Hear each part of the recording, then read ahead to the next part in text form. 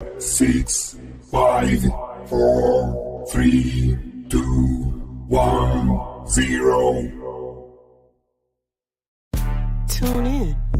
This is your Friday Night Lights podcast, photo and entertainment in Middle Georgia sales and services. Coke, don't worry about Pepsi. I had to go see a man about a meeting. Look at here, look at here. A-Town down. And you better not lose. Tune in. Not so fast, my friend. Better say it with your chest. Come on now, shout it. And you better not lose. Hey, you better watch your mouth now. I am a Lego. Better shut your mouth. Yes, I am. I don't mean to interrupt. Better say it with your chest. Let's get it. And you better not lose. What's going on, Mike? Thirsty? I can't call it, Jess. How you doing today? I can't complain. I hope you all in podcast land are here. Y'all start commenting and let us know you're here. What's going on, yo? We can keep it signal. If we can keep it signal together, we'll be good to go. What's good, party people? What you know good, sir? Me? I'm good. I knew that comment was coming. I should have known. My bad. Only right. What's going on, Mr. Ferguson? Lincoln County in the house. Hey, how you doing, Danny? Y'all welcome. Y'all come on in. Welcome to the Monday night edition of the Friday Night Lights podcast show. Tonight we've got Thirsty and yo. Say hello. What they do there? Got a show, pretty good show for you tonight. We're gonna talk, and of course, we're gonna wrap it up because I know y'all want to see Monday Night Football just like we do. So we're gonna give you quality entertainment, but Something like that. yeah. What's going on, Mr. Wilson? How you doing? Holding it down in Savannah. I was down I-16 yesterday. You, Jason.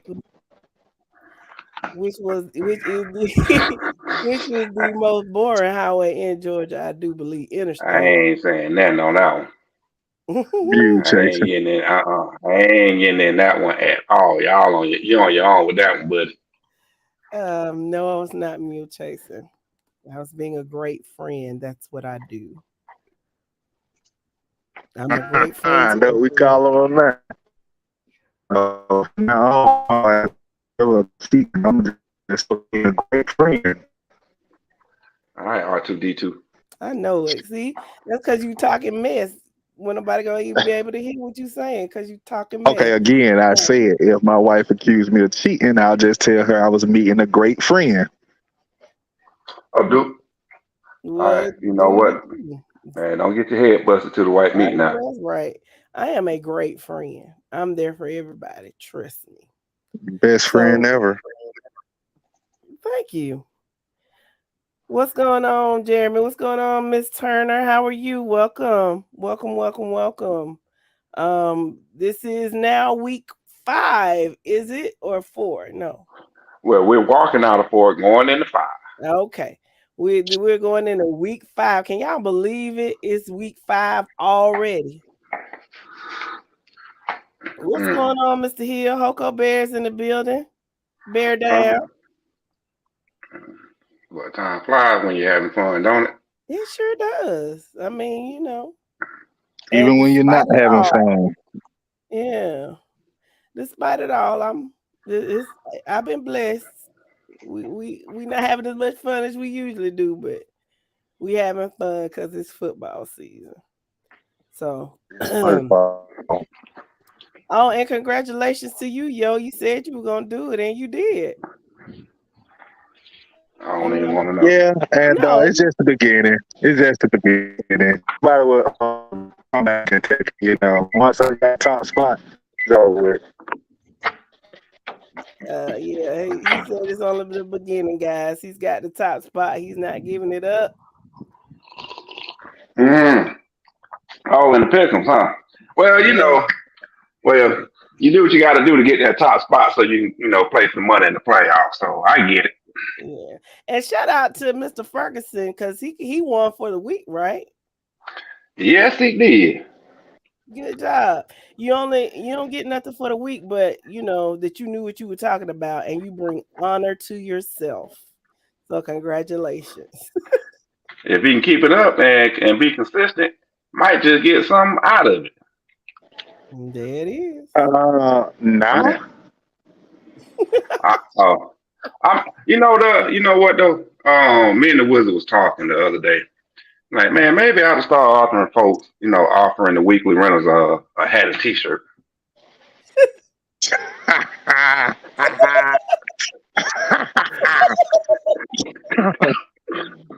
Oh,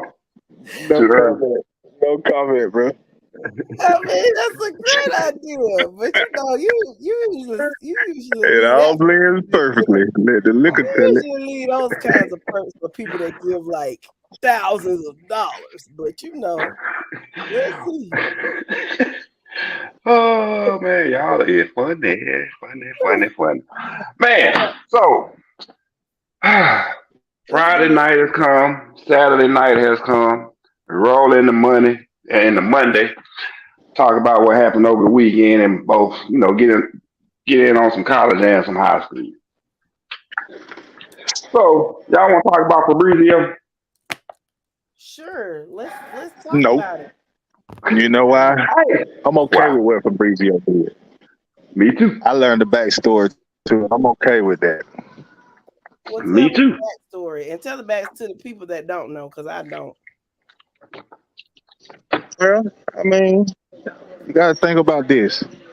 You got a passionate coach who has really transferred the Lee County program from being everybody homecoming victim to being one of the most dominant program in the state of Georgia the last 10, 12 years. So with that being said, the man has passion. He's passionate about his team. He's passionate about that city and that football program. And if he felt like things weren't going right for his players, shit, I'm okay with you showing your monkey. But do you pick up the flag though? Can you show your monkey without doing that? Hey, I'm okay with Bald Knight grabbing a kid around his neck and choking snot out of him. Why wouldn't I be okay with him picking up a flag? Okay, so what's going on, Mike? How are you? Northside checking in. And what's going on, Mr. Farley? How are you? Y'all wearing all white this Friday, right? When y'all play Brooks County, is that what y'all doing? Okay. Okay, I guess. Yeah,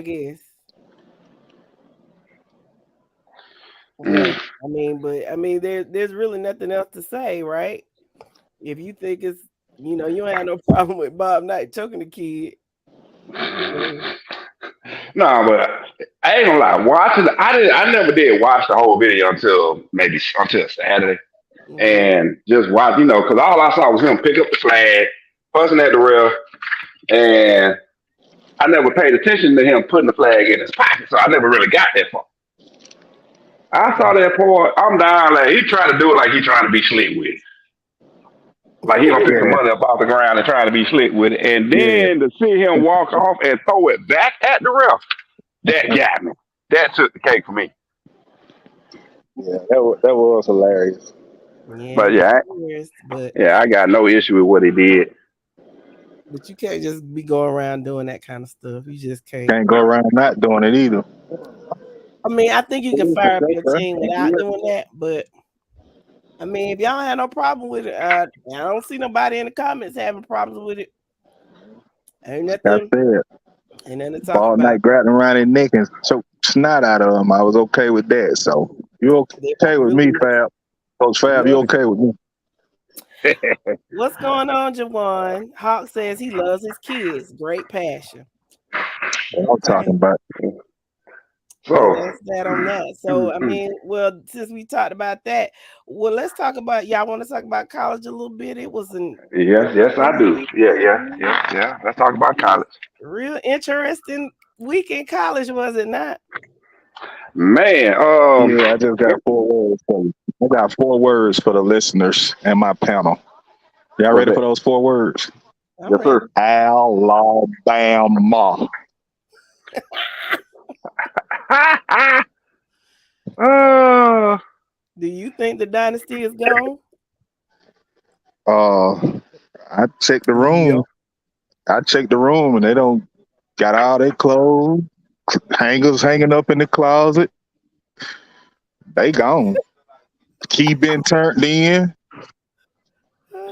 That dynasty gone. Paul Wilson says roll turd. that'll work too. Oh That'll yeah, work. and That'll Hawk, work too. Hawk says the U. Now Yeah, hold on. Who did Miami upset? Or beat? Texas Was it? A&M. Who did Miami Texas beat? A&M. Texas A&M. Yeah. Oh, boom house. That's old. Well, man, that's old Jimbo down there. So anything can happen. But they are really, really, really, really disenchanted with Jimbo. I could have told him that based on how he left Florida State, but they wanted him and they paid him. And I'm, shout out to Miami. Matter of fact, the ACC is 4-1 against the SEC so far. Again, it's early, but I'm just saying. And I was surprised. I didn't think Miami could not beat Texas A&M, but I thought Texas A&M was going to be much better than they were last year, and they were going to actually live up to their potential. But they went to bed. So, All right. Well, yeah. let's go and put it out there in the app. Coach Prime does it again. Yes, he does. Now, I do want to say this. Nebraska ain't that Nebraska that we used to seeing. I just want everybody to understand that. So, yes, it was a win, but I'm not gonna put it up there with a quality win like they did and showed out over TCU. I'm not gonna do that yet. Not for Nebraska. Because Nebraska is a doormat right now. I want to see what they do against USC and Oregon. Now, I expect them to lose to USC, but I just want to see them be competitive. That's my thing. Because I watched USC Saturday night. Ooh. They said Caleb Williams is. They ain't no joke out there. Their offense anyway. And Mike D, you're right. Nebraska hasn't been Nebraska in 20 years. You're absolutely right. Yeah, so like I say, it's a good win. Good win over used to be blue collar program. Put the kids in the right direction, mindset. All right. But I do expect them to lose against USC. I'm gonna go ahead and put that out there now. Now, Oregon, they can probably do some things with Oregon. Maybe, yeah. They're gonna beat the brakes off of USC. You think Oregon gonna beat them? No, I said they're gonna beat the brakes off of USC. Maybe. We're gonna see. Paul says Shador needs to get out of the pocket more. No, he don't. He's a pocket passer. With scrambling ability, and you're gonna see that at times. And I love what they're doing, considering he's not consistently doing that. So when they do have to do it, nobody's going to be paying attention to it, and he's going to be very successful with it. All right. Bug says he agreed with you, Mike. He said he's a pure pocket passer. Why would he do that? Zoe says if it's not them dogs, what are we talking about? We're talking about college football. That's what we're talking about. And hello, Zoe. Welcome. Hello, Paris. Welcome. Paul says he had open lanes and stood there. That's what a pocket passer does. He'd rather throw the ball downfield than run it downfield. Why have him take shots when he ain't got to? They sacked him 6 or 7 times, he said. No, no. Now getting sacked is different. Running Looking for hits is a different thing. That's what I'm getting at. Why? I don't see the point of him running when he don't need to. You see what he can do? Buy time, wait for somebody to get open, and dump the ball downfield. Antoine said Prime is hot. Yeah, he is a hot commodity right about now. Let's see what other interesting games were there tonight. Did y'all watch Texas versus Bama? I was on the road. So I Nah, I didn't didn't. really watch it. Nah, I didn't see much of it. that. I'm gonna be honest. All I was I ain't seen interested much of in it. was the final. Mm-hmm. Yeah, Hawk says staying on pocket is his strength. So he's Mm. getting Real trained quick, by. Uh-huh. tell me you all have seen where the Alabama fan was heckling the Texas guys, telling them to go back to the projects. What say you about that? I did not say Mm. that. I did not see that. I did not hear that. But it's just simply a microcosm of what we already know is going on. We're good enough to play and run, boy, but what they really what some people, not everybody, what some fans really think of you, it comes out. Mm-hmm. You know, What I they see say? a lot of Seminole fans on this thing. I knew I liked you. I knew I liked y'all for a reason. Go Noles. What's up, Patrick? He says Perry's in the building. Peach, you're on the clock. I'm talking to people who went to Peach County High. Yo, can you tell when people ain't used to nothing? He been wanting to say that for 30 damn years, ain't he? Yeah. I'm trying to figure out what is Bug throwing up. Is them rockets or something? No, those are tomahawks. Leave him alone. Those Oh, are spears. spears. Oh, okay. No, it's Spears. small on my phone, so it's small on my phone. I thought it was a Christmas tree, Christmas cookies or something. No, it's fear the spear. Fear the spear. Mike D says, I watched the Bama game and Texas exposed them all game. Bama seemed to underestimate the team's speed coming from I guess Supposed to be Texas. Texas, yeah. Yeah. Woda says, go Dogs. Patrick Watkins says, damn right, he ain't used to nothing. Thank you for confirming that. Yeah, he never changes. He got one speed, and that's hate Peach County, but that's okay. God bless him. What's up, Woda? Did I tell you hello already? Let's see. What other games? Auburn squeaked by Southern Cal real squeak by him. Mm. Who did Pat say wasn't used to anything? Him. He not used to nothing. And he said, damn right. I said you can tell when people not used to nothing. He said, damn right.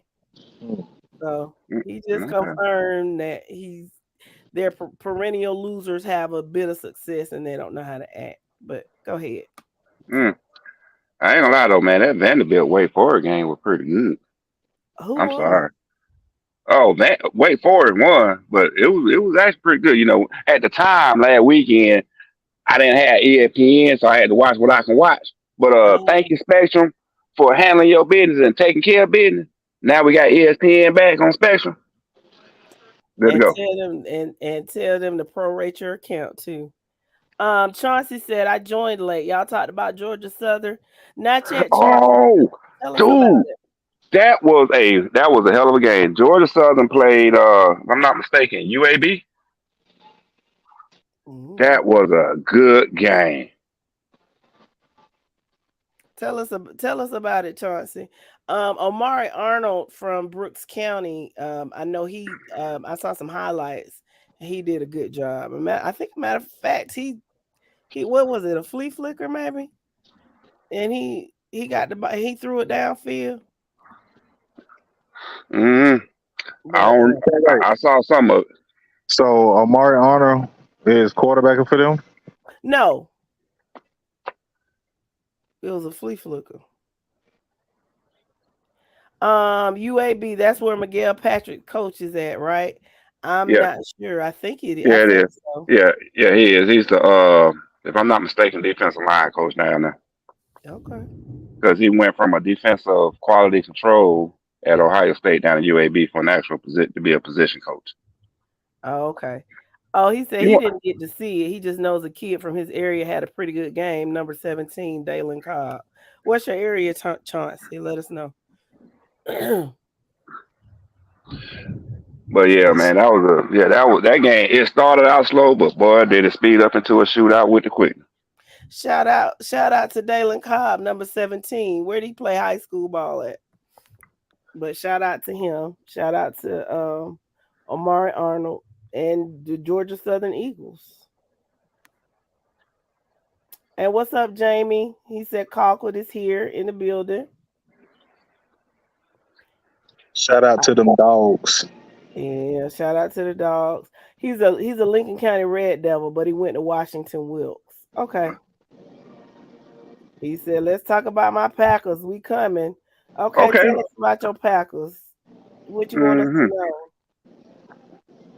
So we can get it out there for the people. Well, while he typing that up, can we talk about the donkey of the day? Sure.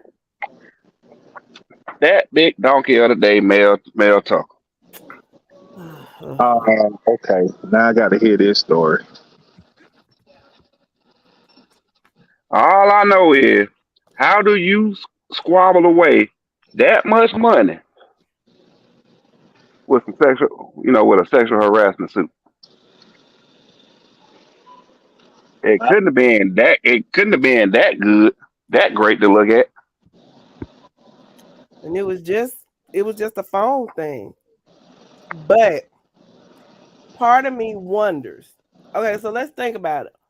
Mel had, I think his first year, maybe second year. Got the contract extension.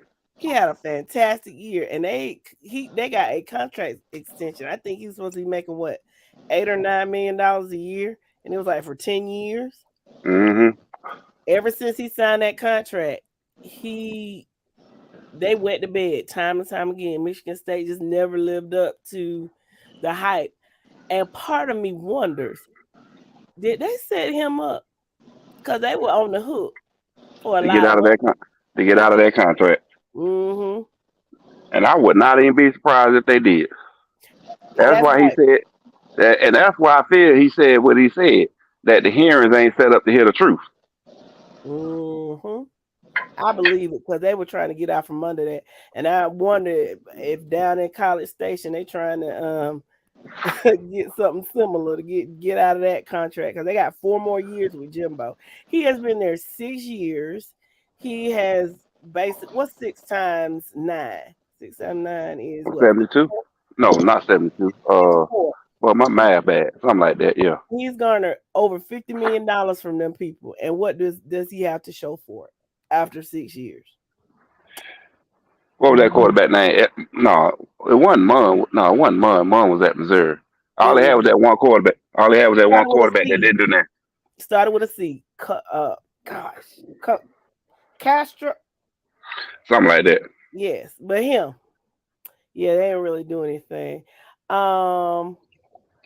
Yes, Paul, he was a sexual assault activist at that. Yeah, she was a sexual assault advocate. So why would you? Okay, yeah, he let Michigan State right off the hook. I mean, he got on their hook. They threw the bait out and he took it just slow. I got a question for Jamie. Go ahead and read the comment, and then I'm gonna come back with my question. Okay, I'll read. The first one says, well, first of all, let's talk about my run D stopping Lee County running to under 100 yards, and he only had one big run. And then he says, and my quarterback Nico Fan has thrown for 200 plus yards every game and broke the passing touchdown record and is about to break the passing yards record. So I got a question. What's the record down there? Because I know we're talking school record, not state record. So what's the record? That's what I want to know. I just want to know what the school record, county record is. Because I think everybody know how I feel about their quarterback. Okay. Okay. He says 6,300 yards in a career. Okay. And what's the state record? Oh, the state record is over 13, which is gonna get shattered by Juju with about 17,000. Because Trevor Lawrence got the state record. Cole Moore says he feels the same way. You feel the same way about Mel Tuck, Cole? That's what we're talking about.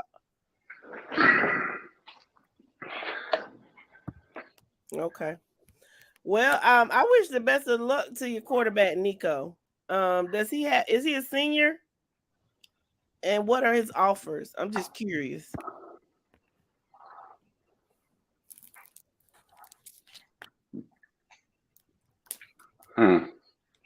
He said, okay, so he said no quote. Oh, he said he agrees quarterback is not that great. Okay, so me and Mr. Moore are on the same page on that one. That's why I asked, but I'm still curious on the touchdown record though, which he hadn't put up yet. He said 6,300 yards in his career. No, that's the yards. I'm talking and the touchdown. Oh, okay. He says he has 7 offers, but the size he's a senior. He has 7 offers, but the size is holding him back. And Colquitt has somebody committed to UGA. Huh? Okay. What's his measurements? Because because if the kid can ball, they'll bring him in and might end up moving him somewhere else. He said touchdowns were 70, but that was in 2 years. So 35 touchdowns a season. Okay. Oh, okay. That's not bad. But yeah, if it's size thing, like I say, for the most part, a lot of schools will work with the size. I mean, as long as he's near 6 feet, he should be straight. He's 5'11", 170 pounds. Near 6 feet. So they can work with him. So he wants to go though,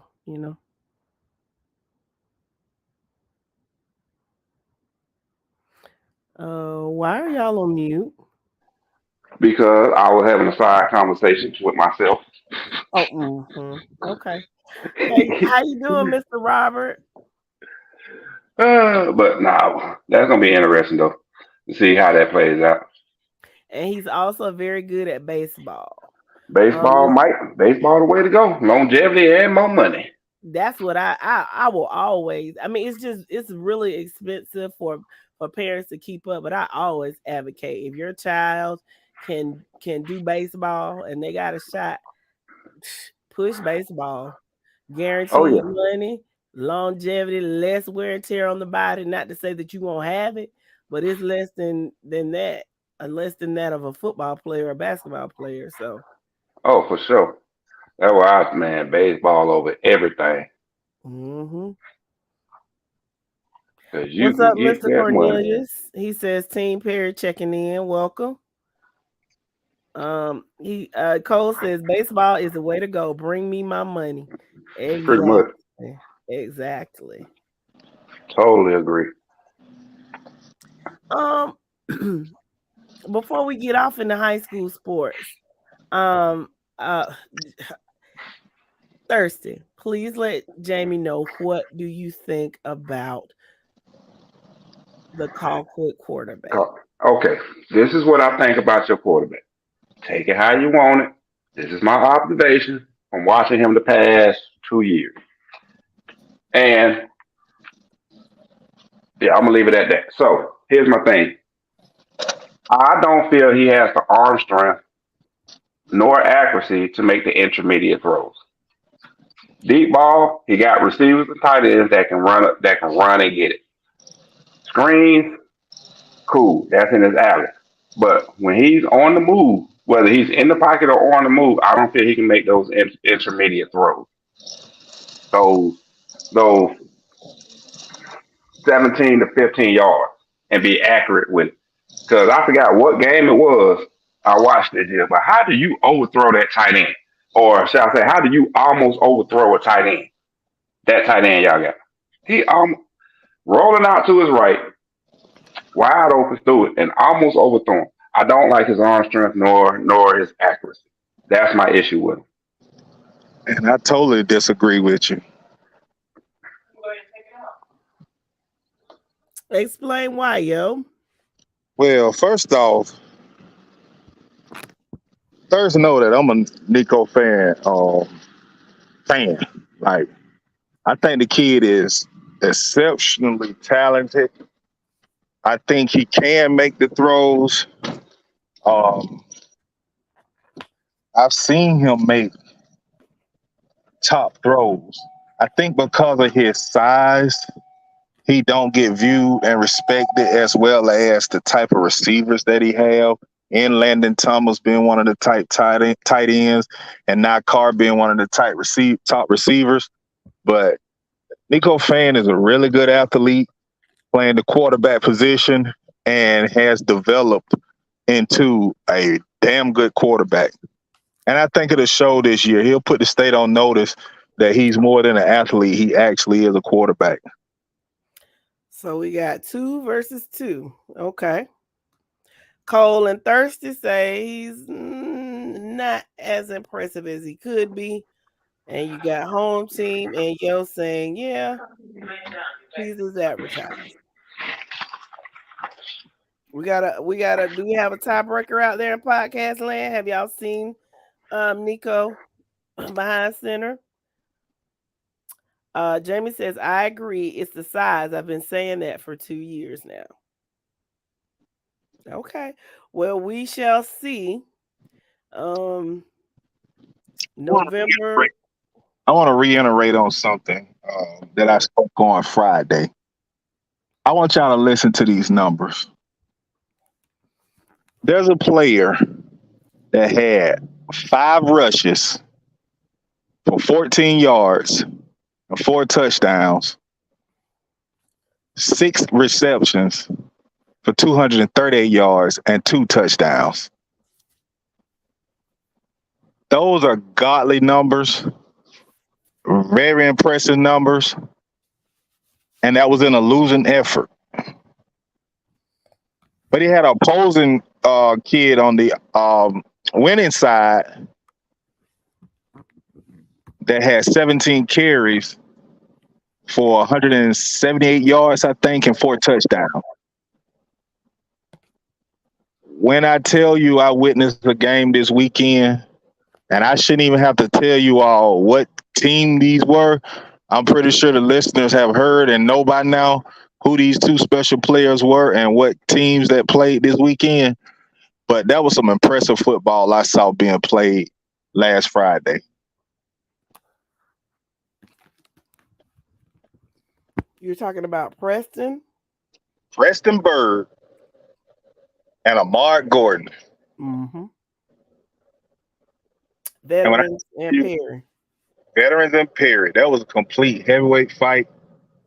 And Gordon got the best of Bird by winning. Gordon put up some excellent numbers and is a man. Like, I can't explain it. If I tell you all, people talk about running backs. Oh, he's physical. He's powerful. He run you over. And people talk about, oh, he's fast. And I can't even say Gordon is any of that. All I can tell you is the kid know how to run the football. Like, that's all I can say about him. I saw him the week before, and he was just running over everybody. Just the little feet, just he just know how to run. Like, he got NFL type cuts and vision to be just a junior in high school. Like, it's ridiculous.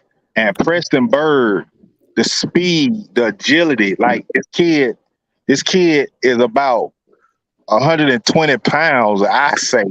I think they got him listed at like 5'8", about 145 pounds or something. But the kid catch the ball and get smacked. I'm talking about safety just teeing off on him.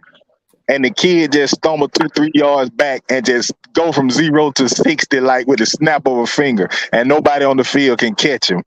Like, if you all didn't get to see that game Friday between Veterans and Perry, you missed a good one. Kelvin says Preston Bird is a real deal, most definitely. That kid is special. He knows how to get open. Jamie says Perry is going to be a problem. Danny says the QB for Colquitt County has what it takes to make the throw and run if he needs to. He will be better as the season goes on. Danny, the kid can run. Now the kid can run. I'll give you that. Yeah, that's 3-2, bro. Just take that one. That's 3-2. He can scoot and boogie. I'll give you that one. But you ain't finna sell me on his throwing and his accuracy. Hey, you'll find out in a week. Yep, I sure will. I sure will find out in a week. Danny, in a little bit, we might be able to let you on, but right now we're just kind of conversing. Mike says you cannot let Prestonburg get up to speed because he is very, very hard to catch in open field. That's for sure. That's for sure. Now, I think it was some other good games as I looked around the state. Now, I admit I was kind of busy this weekend, so I didn't get to do the research like I go back on my network and watch a couple of games. I hadn't been able to do that. So if y'all know of any, yourself? I'm sorry. You been mule chasing? She got you on that one there, buddy. That's none of your damn business, Jesse. I appreciate if you stayed at my personal affairs. Ain't been to a pet detective. She got you there, buddy. Yeah, she did. She got me there. That's all I can say. Got you on that one. Yeah, I know your fans. If y'all know of some good games that was entertaining, like I say that Perry and Veterans game, let us know. Because I don't know if Thirst. I don't think Thirst was able to watch catch up on any on the network as well. So not that weekend. Yeah, what was an interesting game that you all at least heard about? I do. I'm gonna give my props to Allen County for that win over Wayne County. I do want to do that.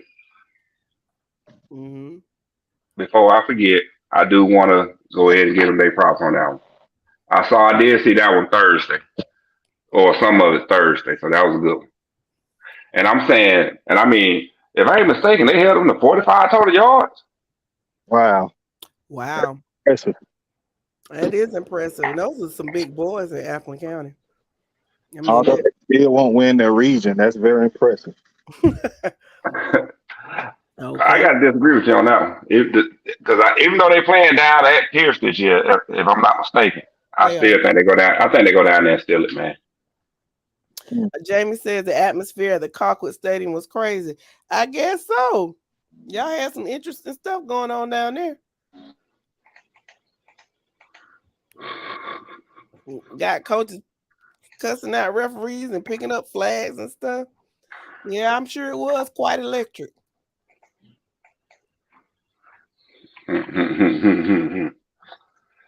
What time is it? All right. Y'all give me a little bit of time. I'm sitting up here getting some stuff together.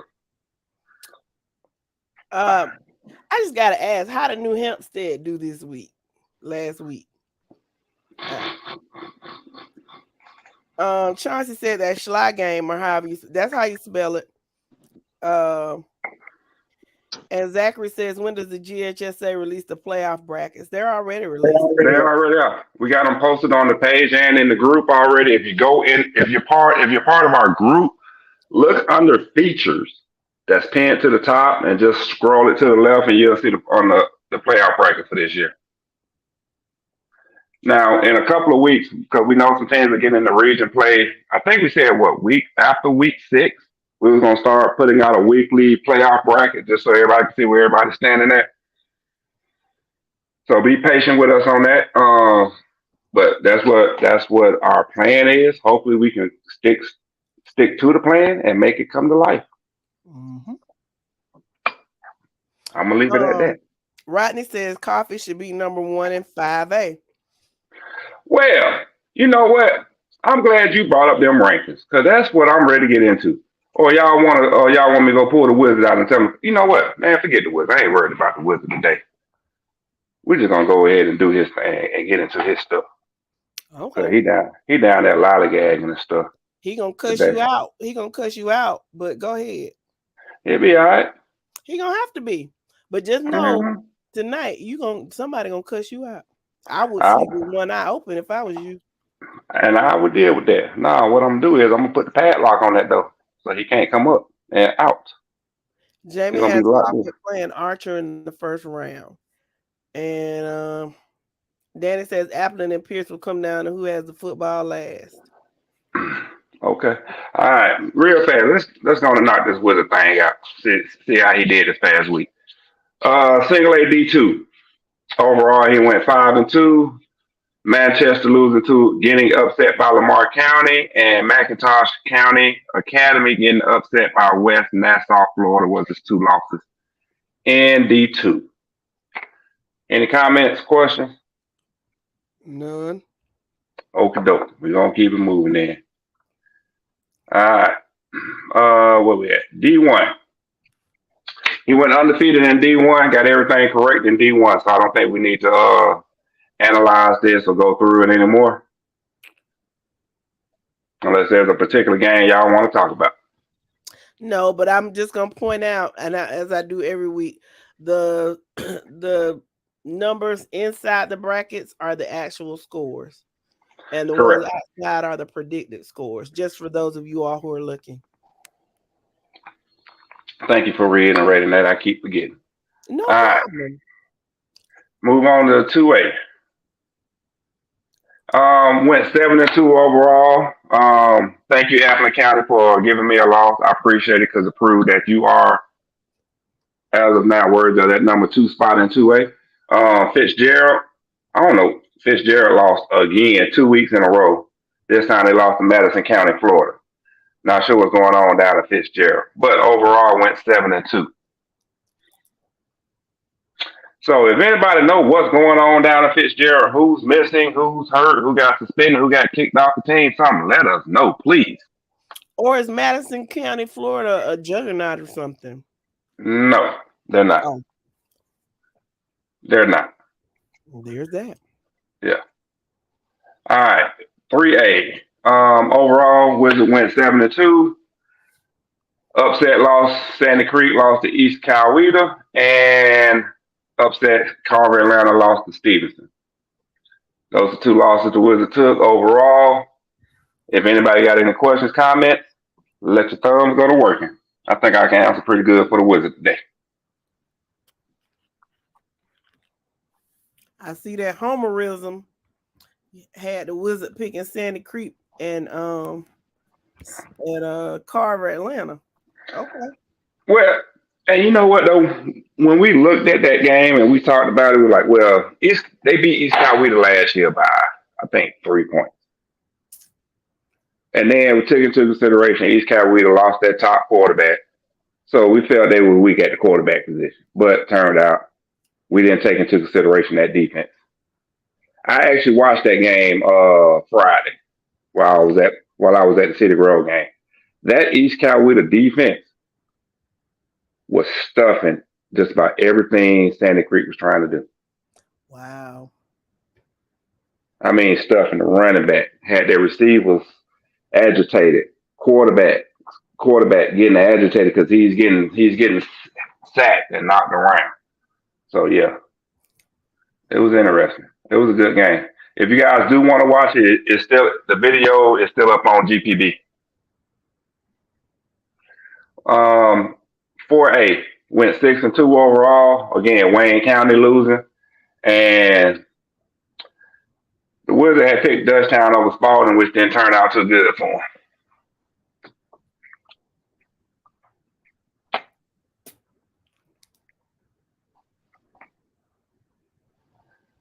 All right, so we can get through this. We can get into these rankings real fast. 5A, Wizard went 8-1 overall.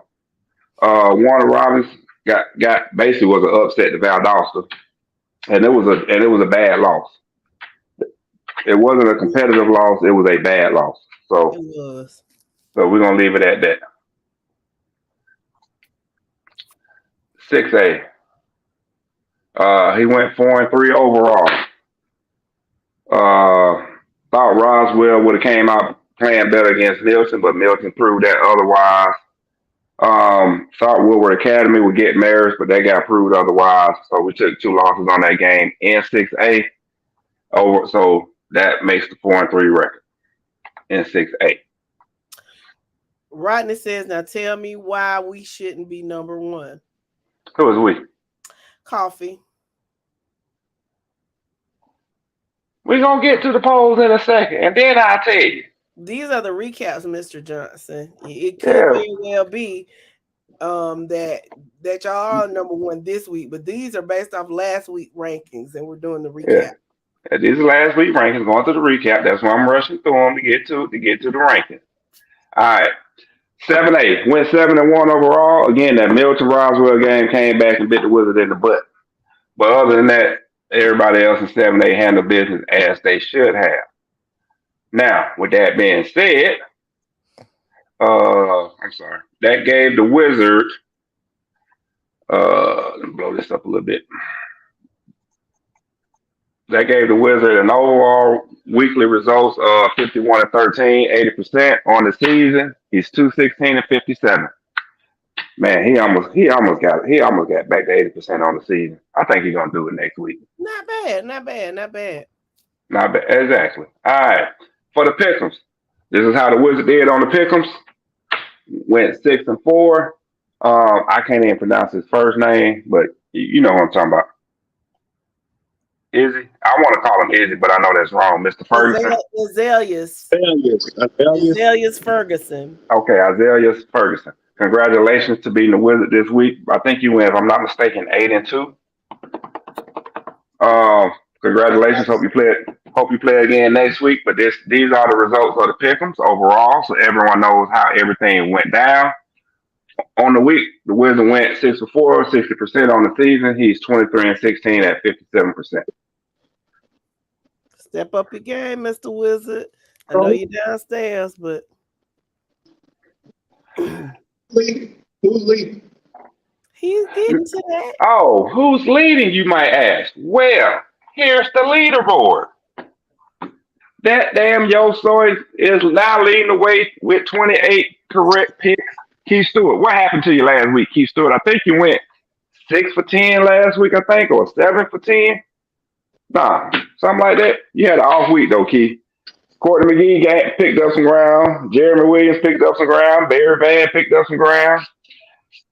J-Bo came in. O'Neal Combs slipped in, and Jamie Dominic kicked somebody out. I forgot who it was from last week, but he kicked somebody out. Who win? Somebody named Yo Soy. Okay. Yo Soy. Hey, Mue. Wow. Oh, that's all that matters to you? That's it, bro. Oh, okay. So what did you do last week? Azaleas beat you. So what? Oh, his overall numbers. I think. Last week, yeah. Let's see. I think that was his first time playing, if I'm not mistaken. No, I'm saying how many did Yo get right last week? Azalea's got, I think you said 8 or 10. 8, yeah. Azalea got 8. Yo got 7. Oh, okay. And Keith had only got 6. Oh, Keith got 4 right. I'm sorry. Keith had only got 4 correct. So Keith had a bad week. That's how Yo was able to overcome him. Cook County, Warner Robins, and Carver Columbus are my 3 losses. And when you look at those matchups, you would expect all 3 of them to have won those games. So it's okay. I'll separate myself next week. What'd you say? You gonna separate yourself next week? Yes, sir. I ain't mad at you. I think the Wizard got a trick for you this week. He gonna see if you vote your head and not your heart, but I could be wrong. Well, see, that's the thing about the Wizard. The Wizard don't care how everybody do right now. The Wizard cares about the playoffs because the Wizard don't want to lose no more money come playoff time. Jamie says he's coming.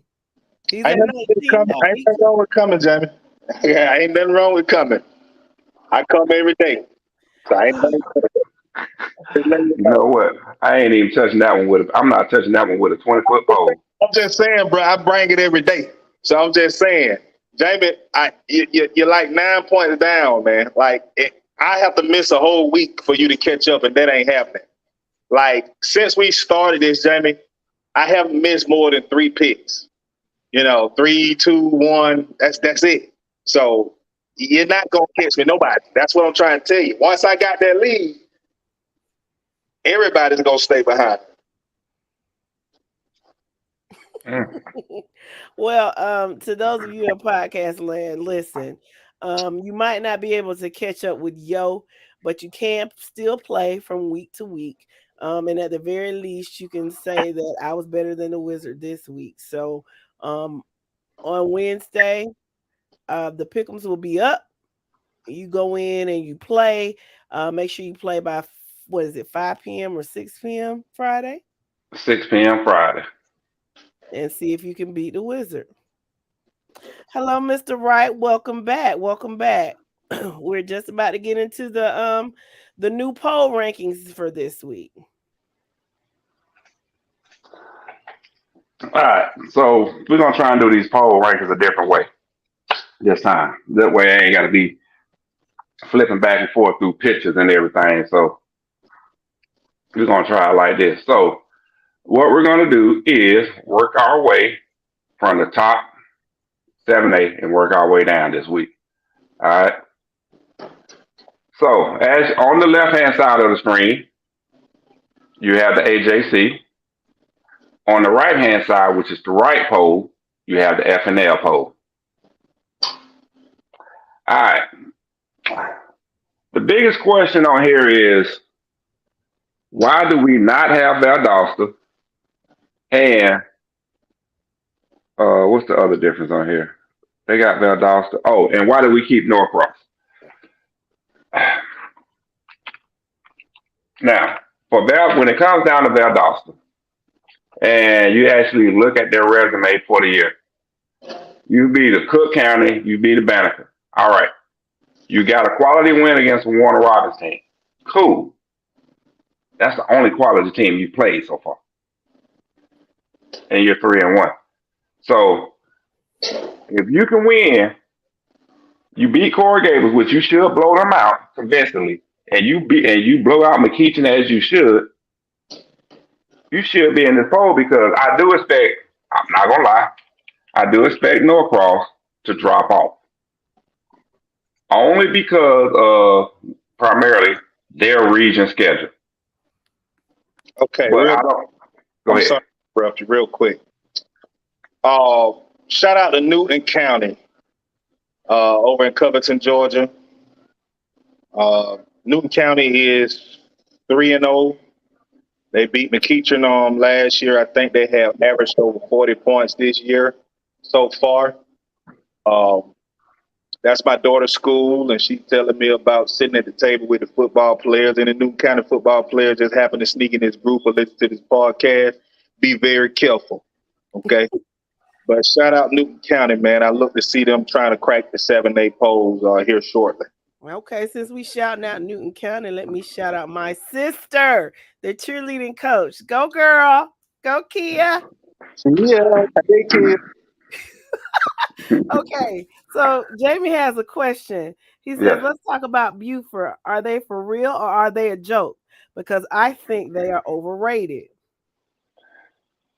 Buford is for real, dude. Look at that defense by itself. Look at the defense by itself. That's what makes me believe in Buford. I don't see Buford getting knocked out in the first round again this year. Plus, and I'm going to say this again, this is my motivation for Buford this year. Buford is this is Buford's last chance to do something that no other school in the state of Georgia will be able to say ever. Never, ever again. We won a state title in all 7 classifications. That's Buford's motivation. And I think they're going to make it happen. Now, after this year, 7A got to deal with Carrollton for the next 2 years. So, what do you think, Yo? Okay. Buford is definitely for real this year. Again, all you got to do is just look at the stars. I know that don't matter, but when you got a collective group of kids with those type rankings, 4 stars, 5 stars, and you got 2 linebackers and Montrez Walker, and I do apologize to the other kid who's a Georgia commit. top linebackers in their class playing side by side. I agree with Thirsty that defense is just stupid right now. And if the offense continue to gel together after a new quarterback coming over, and that defense can continue to hold teams like they're doing, yeah, Buford will be a problem. So I do think they're for real. Yeah. Jamie says their offense isn't putting up numbers. But I don't need the offense to put up numbers. I need the offense to manage the game, allow time for my defense to rip. I take 3 points. I don't care because majority from here on out, my defense is going to be scoring points from here on out. And that's the thing. Once the offense really gel off of these couple of games, you got to think Raiola coming in from Arizona somewhere. You had a bunch of let's be real. That team last year was Justice Hayes' team. It was turn around, hand the ball out to Justice Hayes. You don't have that. So the offense is trying to find an identity. We're sitting in the third, fourth week. So I'm pretty sure they're going to pick up, especially when they start getting into their region schedule and all. So, yeah, with a defense like that and the offense starting to gel, trust me, Jamie, they for real. Daniel, welcome to the podcast. He said the guy's name that you weren't saying was Jaden Perlott. Okay, thank you. I do want to say this. Buford is going to get that offense rolling this week, and I'm going to leave it at that. Buford is going to get that offense rolling this week. I would not be surprised if Buford put up 56, 63 points this week. But I think, you didn't ask me, but unlike 6A, where it's huge to lose, I think in 7A, it's not necessarily a lock for Buford, but they are the real deal. I do agree. Greg has a question. He said, what's the difference between a 4-star and a 5-star? It's no difference. I think Colquitt will beat them. I'm telling you right now, I must go back and say what I said earlier. If Colquitt County and Buford meet, it will be Colquitt County and Buford meet. It's going to be who has the better quarterback, because that's what the game is going to come down to. And right now, that meter moves towards Buford. Yeah, Jamie, I really like Parkview too. I think they could possibly pose an upset to somebody in 7A. Don't be surprised. Bro, I tend to disagree with you a lot. For me and you to be brothers like we are, we sure disagree like a lot. But I think the Buford and Colquitt County, if they happen to meet, you're going to have a high-power offense in Colquitt County versus a very strong defense in Buford. So I don't think it comes down to quarterback play. I really think it comes down to which one are able to show dominance. If Buford defense shows they're more dominant, then that's definitely going to be Buford game. I don't think Colquitt defense will be enough to stop Buford's offense. But if Colquitt offense show that they're more dominant, Buford offense won't be able to keep up with them. So I think that's what you got to watch to see how that game play out. It's going to come down to, is that high-power offense too much for that strong Buford defense, or is that Buford defense too much for that offense? That's going to be the deciding point for that game. Daniel says, okay, go ahead. I'm sorry. I was just reading the comments. Daniel says Colquitt has to tighten up in the trenches. If they can handle Buford's front seven, it could be a good game. And Greg Wright says it comes down to who is more disciplined for real. Both ends of this. Here's my thing, dog.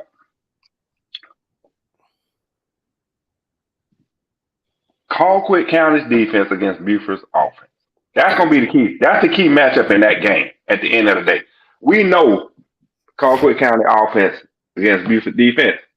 Buford is going to do what they can to eliminate two of those receivers on every play. All right. They can go man up and force that quarterback to make a perfect throw dag near every play. The issue, or shall I say the X factor, is going to be how Buford covers that back coming out of the backfield. That's going to be the issue. Are they going to sit there and float with them? Are they going to zone with them, or what? That's my concern. How are they going to play that back coming out of the backfield? Because they love to run that little swing pass, quick screen with the running back coming out the backfield.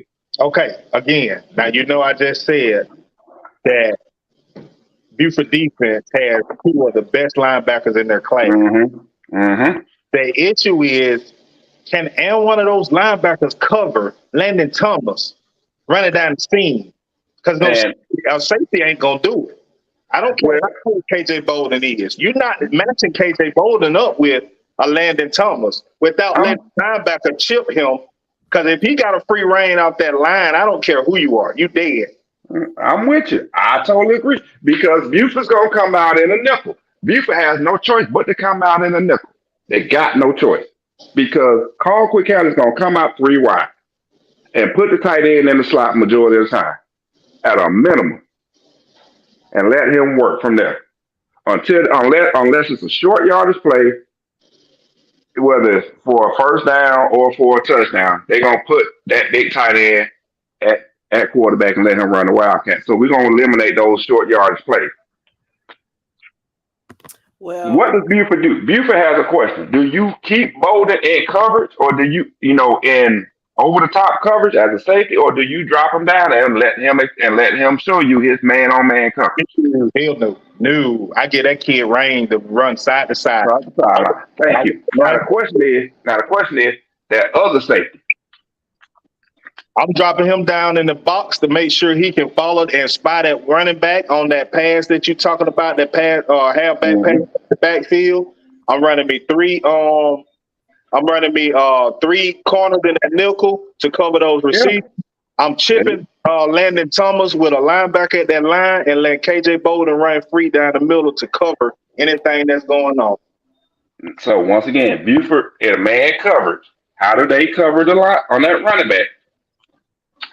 And can QB1 at Colquitt County make the read and make the good throw? That's what it's gonna come down with those two. But we're not trying to scheme on that. What I want to know is how is Colquitt gonna scheme on this defense? Because you got to understand, you don't have the number one dual threat quarterback back there. You got the number one pocket passer sitting back there at Buford. He ain't got to go over the top all day long. He has the arm strength, the velocity on the ball, and the accuracy to put the ball where it's supposed to be. How are you going to stop that? He's seen everything that you're going to throw at him. Zone man, dropping linemen. He's seen all that. Watch Buford games. These defenses are doing this too, trying to confuse him. But he's reading it and making the right read. I will say this, though. Buford is weak at the receiver position, in my opinion, for him. Rodney says matchups everywhere, but that tight end from Colquitt is a man. Not denying that. Not at all. All right, let's move on to 6A because we can stay on this all night. Yes, and I will say, let me say this before we go on. I just had a question. What round would these gentlemen meet if they play? What, quarterfinals or semifinals? I think we came up with. Okay. Well, I love my team and I have all faith, and I would love that they will be playing in the quarterfinals or semifinals. However, if they are not, this is one game that I would love to visit, whether it's in Buford or whether it's in Colquitt. I think that would be a game that I would love to see. For sure. 6A. All right, 6A. I think our biggest disparity here is two teams. We kick Woodward Academy out.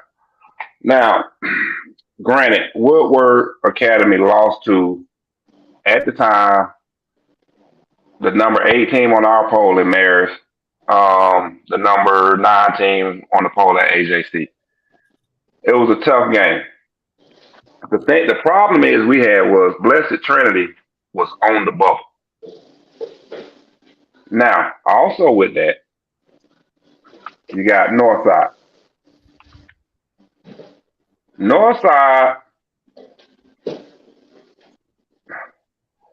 they had a week off after the Warner Robins game, which was a competitive game, so we could not drop them. We did not feel it was right to drop Northside on an off week. But how do we bring Blessed Trinity in? We had to drop Woodward Academy. Woodward Academy is now back on the bubble to come back into the top 10. With them going into region play, they should run the table, and they should put up 65. They should put up 100 points this weekend against Monroe. But Woodward Academy is on the bubble, waiting for somebody to slip up. I'm gonna leave it at that. Yo, you want to add anything? No, I definitely agree with that. Like I said, Northside Warner Roberts not playing. At the time, beating the Jones County, who was highly ranked in 5A, beating the Peach County, who was still ranked in the GPB polls, out of our FNL polls as well as AJC, but and playing a tough Warner Robbins, who was number 2 about in every other poll, and had them down till a close victory. We didn't see a reason to drop them out with them having an off week. So we'll see how it goes from there. Good stuff. Now, I do want to say this for TCC real fast. TCC, be patient. Give us 2 weeks, and you're more than likely be in the top 4. We only dropped Roswell down 1 for losing by 20 to Milton. All right. In 2 weeks, they play Blessed Trinity. Let's see what happens on that one. And if you're still undefeated, you should be in that number 4 spot at a minimum. Daniel James says, keep an eye on Douglas County in 6A. Demora says Thompson, Georgia, AA. We'll get to them in just a minute, Mr. Hudson. Danny says Gainesville just might win the 6A championship if they keep playing like they are playing, but they will have to go through Langston Hughes first to win this championship. We still sticking with 6A belongs to Langston Hughes. Remember, Langston Hughes lost to an out of town team, but we ain't gonna get. Bottom line is, them the top 2 teams in my opinion in 6A. Gainesville and Hughes are the top 2 teams in 6A. That's my opinion. Thomas County Central said they got something to show y'all. Well, that's the thing. I have to be honest. I think on paper and how it looked, Gainesville may be the second best team behind Langston Hughes in 6A. But again, I feel like Langston Hughes will, if Langston Hughes lose by whatever miraculous miracle that be, I think you get a champion from Region 1 6A. And the top 4 teams that go in can easily be a team that win. I think 6A Region 1 is the hardest region in any classification from top to bottom. I think that's the toughest region. And all 4 of those teams that go in, we know Houston County, Lee County, and Thomas County should be the top 3. I think it'll be a toss-up this year between Veterans and Northside, but I think all 4 of those teams can be hosting the trophy if Langston Hughes miraculously get put out. I just don't think nobody else, Gainesville included, can beat those 4 teams in a championship environment. Man, I want to disagree with you so bad, but Hughes got all they really got to deal with is Noonan and New Manchester. Get past them 2, they get, oh shit, I forgot they got to play Douglas County, but Douglas County, I like Douglas County. They scrappy. Douglas County is scrappy. I've seen Douglas County play twice, once live and once on TV. They are scrappy, I will say that. But at the same time, though, because I know somebody brought Douglas County up. That's the only reason why I'm saying this. When it comes down to Douglas County, though, at the end of the day, you got to remember who they've played so far. They played a quality team in Stockbridge, but Stockbridge, in the very first game, Stockbridge should have won out, but it is what it is. They played a Mays team.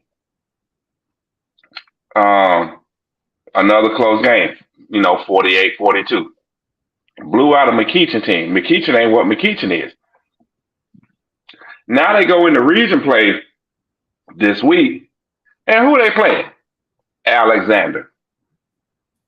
They should blow Alexander out the water. But on September 22nd, it's going to show who the real Douglas County is when they play Hughes. And then they come right behind that and play New Manchester.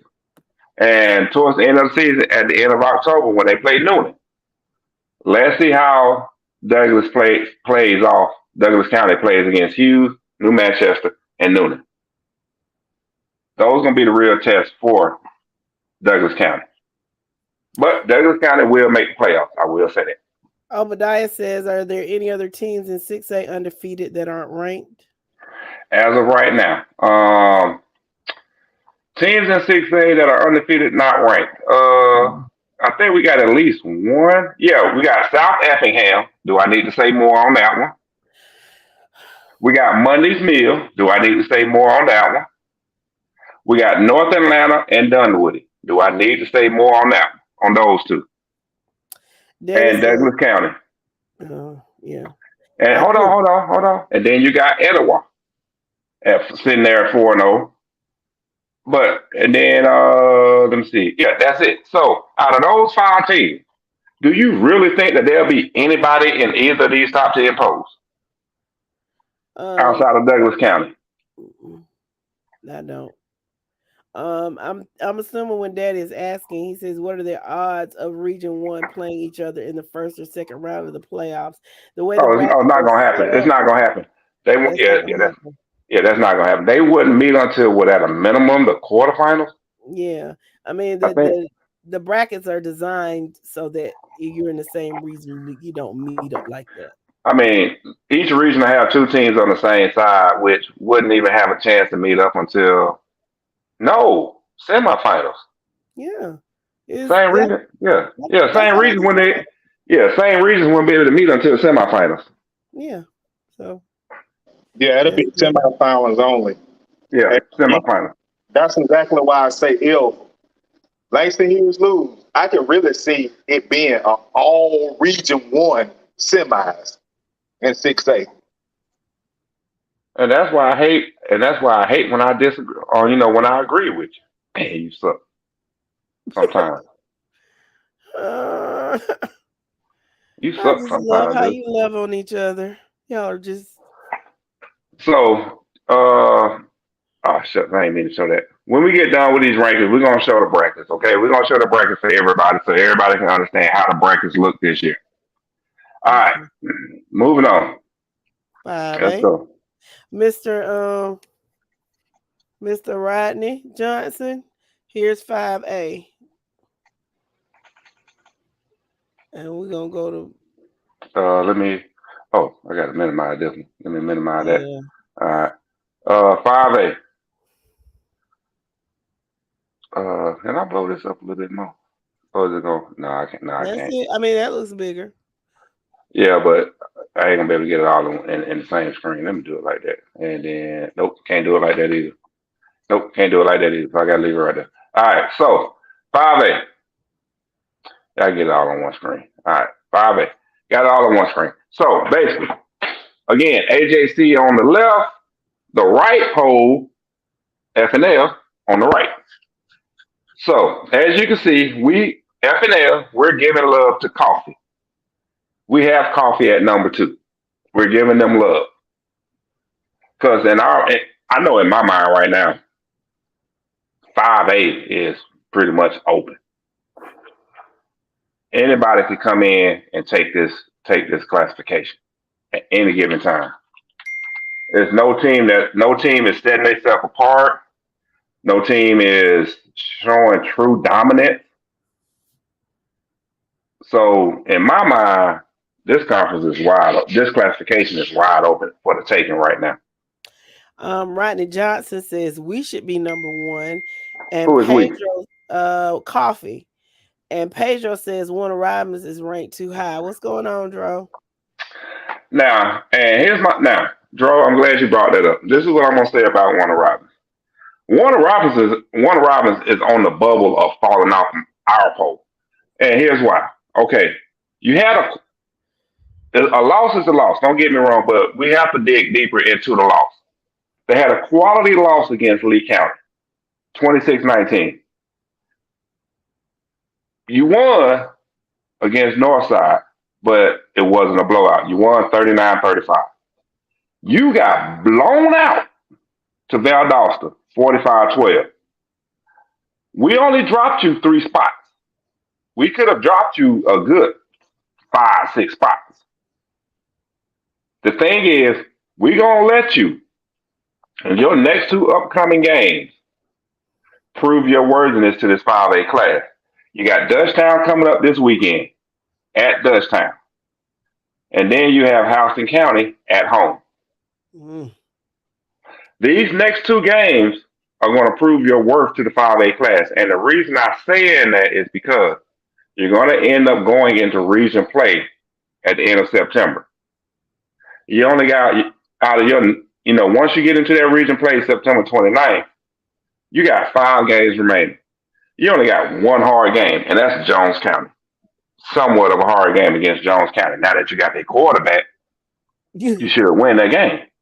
It ain't no hell, it ain't no secret.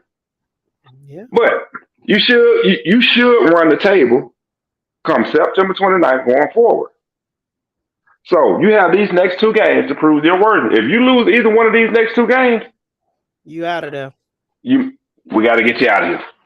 Because I don't care what you do on your last 5. It's not going to be quality. It's not going to be worthy enough to put you back in the top 10. So can we address Rodney's comment now? He says coffee should be number 1. Dude, I can't put you there. Okay, coffee. Okay, let's talk about this coffee team. So far, here's Coffee's resume. Tiff County, really.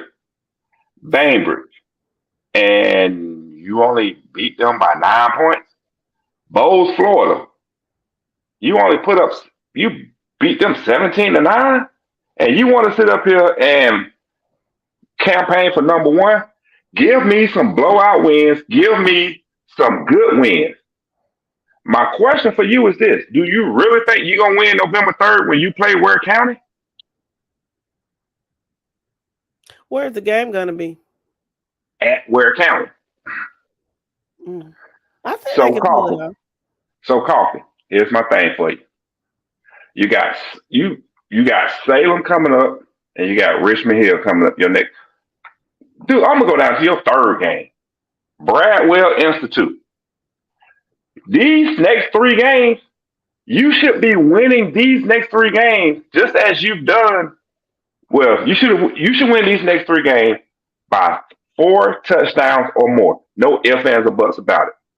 That shows dominance from Coffee. So you're not showing dominance with this resume you have so far. The only reason you're still on the poll at the only reason you're on the poll at number 2 is because you've been winning. But they are not quality wins, dude. They've got you. You're higher Coffee on our poll than you are on the Class 5A poll, though. He says so you want style points. No, it ain't style points. What I'm saying is, if you're proclaiming Coffee to be dominant, let it reflect in the play on the field and on the scoreboard. That's all I'm saying. As of right now, Coffee does not seem to be dominant. You win, dude, listen to me. You win by 9 over Bainbridge, 8 points over Bowles. Salem and Richmond Hill, which are Richmond Hill, a bottom of the class, 7A school, if I'm not mistaken, out of that Valdosta region? Yes. Okay.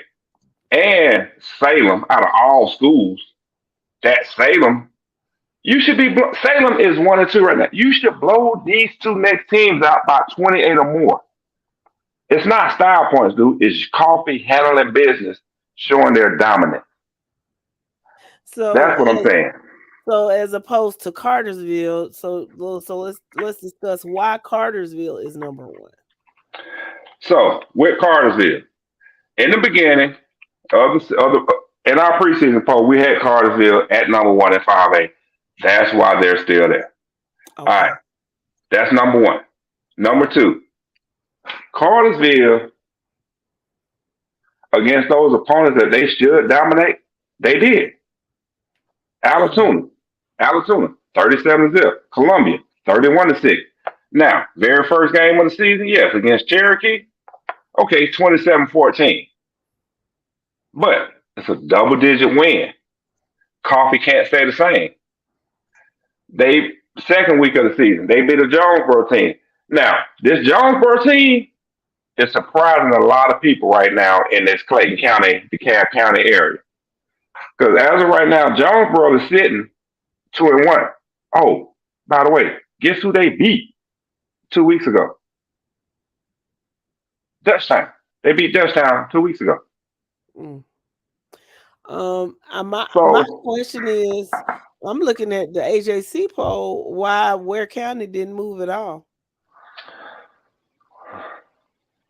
I guess because Benedictine is number 1 in 4A, maybe. Okay. It was a quality. They lost to a quality opponent. That's the only reason I can see them staying at number 1. Okay. I'm sorry. Go ahead. Go ahead. I apologize. No. I was just gonna read what Danny said. He said, "Yeah, what you got? Coffee will not win all these games due to how they are playing. They are barely winning with the low score." I disagree, Danny. I think Coffee is going to handle the next 3 teams that they play. I think they'll handle them easily. I hope so. I hope so for Coffee winning their region, especially if they I see Coffee winning their region, especially if they beat Ware. Pedro says that's the key. They got to do that. They got to beat Ware. Yeah, and then I can see them, catapulting. Pedro says because of the close loss to the Cadets, it's not a bad loss. So AJC kept them at number 1, which goes back to it's a loss, but it's a quality loss. Mm-hmm. I mean, it's the same thing that we have. It's the same thing we're gonna be able to say when we get down to 3A. All right. Mm-hmm. So, okay. All right. Where we at? 4A. There we go. 4A. All right. Benedictine for us, like I say, FNL poll is on the right, AJC is on the left. For us, Benedictine, Troop, Perry, Bainbridge, as you can see. The biggest difference between us and the AJC was we dropped Baldwin last week and brought in Spalding and brought in Central Carrollton. No, I'm sorry. We dropped Baldwin and brought in Central Carrollton. I'm sorry. That's the main difference between our 2 polls. Okay. Any questions or comments on this 4A? I still say Benedictine. I still say Benedictine is the team to beat in 4A until otherwise given notice. And I got your question. It's Thomas County Central and Coffee. Thomas County Central and Coffee, correct. Now they lost to Coffee 24-13. They lost to Thomas County Central 45-14. Came back last week and had a convincing win over Thomasville 46-28. Now, I will say this. When it comes to Bainbridge, these next 2 games will make or break Bainbridge. They have this week off. Next week, they come back and play Ware County. And then after Ware County, they come back and play Brooks. In my mind, Brooks is down this year. The name itself, Brooks, still holds weight, but Brooks is a down year. Mm-hmm. Bainbridge should be ready to and will run their region once they get in the region play because of their non-region schedule. Those are quality losses. Yeah, exactly. Let me ask you this. Our buddy ain't on here tonight, but did New Hampshire win last week? Really? Y'all gonna ask that question? I mean, he's been wondering when they're gonna break the top 10. Right. Dude, New Hampshire got blowed out by Camden County last week, 51-7. Do you think they're really gonna break the top 10? I just asked if they won. No. Okay. They lost. Okay, New Hampshire lost 51-7 to Camden County. They finna turn around and play Richmond Hill. All right, which they probably gonna end up losing 2-2. And then you turn right back around and play Benedictine. That's gonna be 3 losses in a row. You're gonna get your win against Southeast Bullock, and then you're gonna come back Lose against Wayne County and lose your last 2 games. Enough said on that. Dro says you can't condemn Coffee for winning a close game against Bainbridge. And Antonio Wilson wants to know why is Spalding sitting at number 10. Okay. I had to take my dinner out there. All right. Let me get back in my chair. Put my thinking cap back on. I took my thinking cap off. Let me put my thinking cap back on. Okay. All right. So we're talking about Spalding, right? So here's my question. While I'm talking about Spalding, I want you to tell me why you think Spalding should not be in there, okay? So this is why I think Spalding should. No, I'm just saying. I'm going to tell him why I think Spalding should be in there. I want him to tell me why they shouldn't. So Spalding beat the Eagles Landing High School 41-14. Convincing win. Mary Persons, who is currently 3-1, beat Mary Persons 28-20. Blew out what they were supposed to do against Fayette County 41-0. And in my mind, they beat a quality Dutchtown team convincingly 41-27. Now, they got a week off. Next week is going to tell the story where Spalding really is because they come back and play Baldwin. And until then, the last game of the season for them on October 22nd is when they play Perry, which I know that's going to be a loss. So as of right now, I see Spalding finishing the season out at a worse 8-2. Not bad.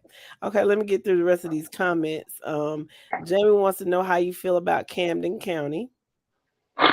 Next.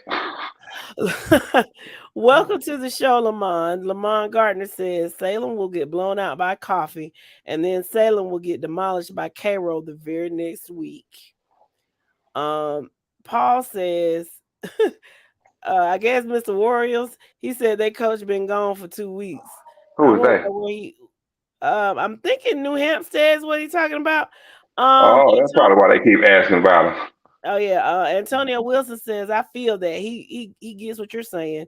Danny says absolutely not. Why were they messing with those people knowing they had no business going there? And he wants to know is Troop better than Burt? Huh? You really got to ask that question? Yeah, he asked it. Okay, and in our preseason rankings, when we reviewed these teams, we felt Troop had a nice core of players returning, which made them the second best team in 4A behind Benedictine, who obviously is led by one of the best quarterbacks in the state, i.e. /nation. All right. So for Troop, I do think Troop is better than Burt County. If you feel I'm wrong or you feel we're wrong, please let me know why. Because as of right now, when you look at Burt County, yes, as a 4A school, you went down, you beat Thompson by 2 points. You beat Effingham County by 4. You beat Evans by 15. I really think you might lose to a Coney County this coming weekend. Daniel wants to know why is Holy Innocent so high and who did they beat? So basically what y'all telling me is y'all don't do y'all homework like we do, huh? That's what it is. Y'all just come to us. That's cool though. That's what we here for. That's what we here for. That's what we here for. We here to get y'all to hip y'all tonight. Okay. Holy Innocence. Keep in mind, Holy Innocence is a private school, okay? So let's keep that in mind. One, they're a private school in Fulton County in the city of Atlanta. So keep that in mind as we go through this conversation. All right. They started the season off. They beat Pace Academy 24-14. Came back, beat Riverwood 35-14. Good blowout win like you should. They beat that new school in Beaufort 46-40. Hell, I could beat them. Okay. I know, right? They beat Washington 37-12. Washington ain't no football school, but they handle business, okay? Now they're finna get into some play. They got Doug coming up. Douglas is actually making noise in 3A Region 5 right now. Okay? If people not keeping up with it, Doug is currently 3-1. in non-region play. Doug is actually making, trying to say that they here. Okay, all right, whatever. You still a band basketball school, right? But after Doug, they get into region play come September 29th. Key matchups that they got coming up in their region. One, Westminster. And you can flip a coin between Southwest DeKalb and Stevenson. But I think Holy Innocents, at a minimum, take second place. I think they will beat Westminster and take first place in their region, though. I think so too. In region 6 and 4A. Mr. Warriors is here. He says that Wayne just lost to a 2A team. We got our ass handed to us down in Camden. I admit it, but sometimes you need that. Paul said Aaron Rodgers just got carted off. So the Jets, and Joe says the Jets season is in jeopardy at the moment. I need to go back and look at that. Hold on, we're talking about Wayne County, right? Oh, no. Okay, no, real fast. I just want to ask a question on Wayne County. Yeah. Wayne County. This is how I look at that game. One, you lost by 14. You pretty much got dominated for the most part in that game. But I'm gonna say you're above average high school football fan for the state of Georgia understands that Appleton should not be playing down in 2A. They really should be playing at 3A, but they petitioned to play down at 2A. So Appleton is not really a 2A school. They're a 3A school.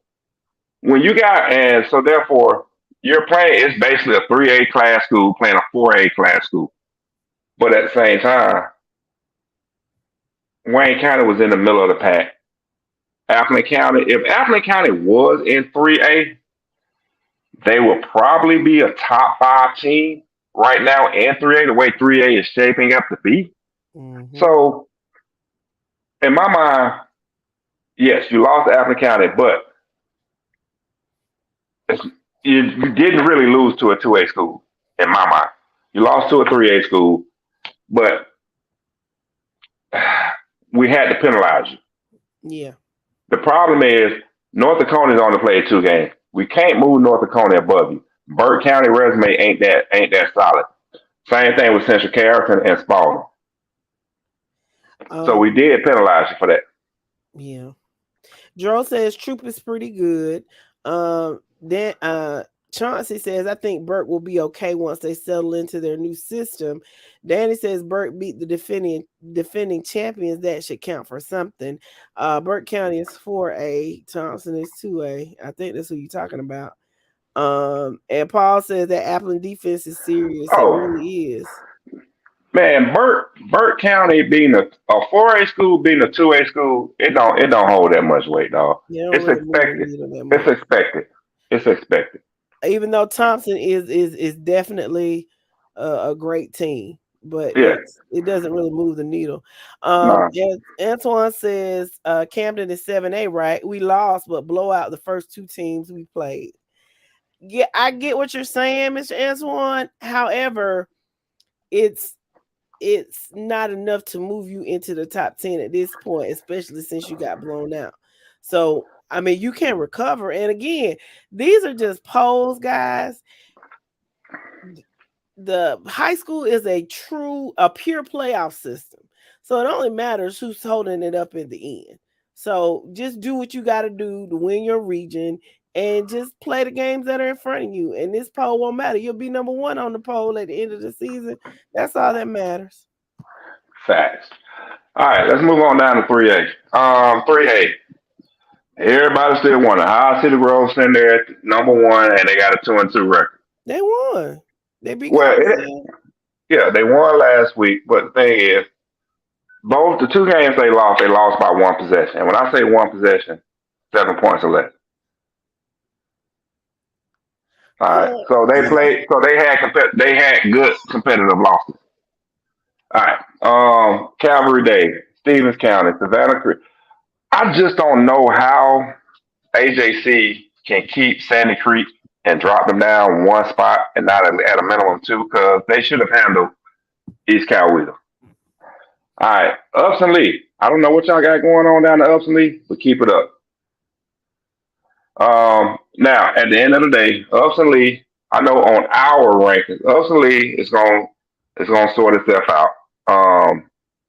I do expect Carver Columbus to fall off of our poll and the AJC poll after this weekend. I'm not trying to throw shots, but as a realist, I expect them to fall off this weekend, if not next weekend for sure. Who do they play? They got Brookwood and Hateville Charter coming up. Ooh, okay. So Dro says when Morgan County is in the top 10, you know the classification is down bad, especially if it's not basketball. Hey, you know what? I ain't gonna lie. I thought about that for a second, and I'm looking like, but Morgan County did something this weekend that shocked me. They beat Hebron Christian by 12 points. Ooh. You know, they handled their business against Social Circle. They lost to a quality Division I school or a single A school in Greene County. Handled business against Jasper and beat Christian Academy, Hebron Christian. Now, everything is going to sort itself out for Morgan County. No doubt on that. But we dropped to Daresville. Who was the next team we bring in, right? Now, Morgan County holds their own destination in their hand as far as staying on our poll. They got Monroe area this weekend. And they should be able to run the table in their region. Richmond Academy, Salem, Heatherbuses. Hepzibah.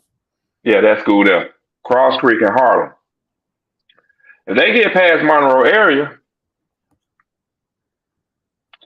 I don't see why they should not be in the top 10 right now in 3A. Joe says Morgan County is not pressure. And I'm with you on that. But who else right now in 3A? Let's be honest. Who else right now in 3A is pressure? I told you, and we do have them on the bubble. I don't know if you have admitted this, but Mary Person. Mary Person is gonna probably be coming in there next week. Now, I expect, like I said, either Monroe area, Morgan County gonna fall off next week. I'm thinking the way Carver Columbus playing, if they don't right the ship and basically get their stuff together, they gonna be dropping off. Hebron Christian almost came off this week for losing to Morgan County. Let's see. Antonio Wilson. Well, Pedro says Upson Lee is ranked too high. Antonio says thanks for the shout out to UL, but we're gonna see this week. Our lead back is more likely to be out.